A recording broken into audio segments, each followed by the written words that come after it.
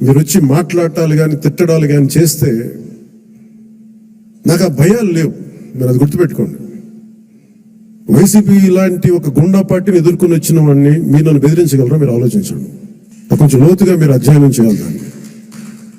ఎందుకంటే మాట కావాల్సిన సంస్కారం కావాలి. ఇక్కడ మీరు కూర్చోబెట్టి బెదిరించేసి సామాజిక మాధ్యమంలో మన నాయకులు మీరే తిడతా ఉంటే నేను మిమ్మల్ని వదులుకోవడానికి సిద్ధంగా ఉంటాను. గుర్తుపెట్టుకోండి.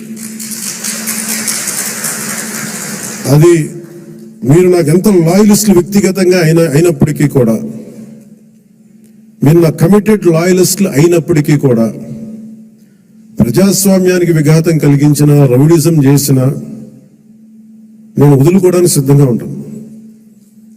దయచేసి దీన్ని మీరు మంచి మనసుతో అర్థం చేసుకోండి. అది నేను మాట్లాడినప్పుడు ఎందుకు చాలా తీవ్రంగా ఉంటుంది, చాలా గట్టిగా మాట్లాడతాను.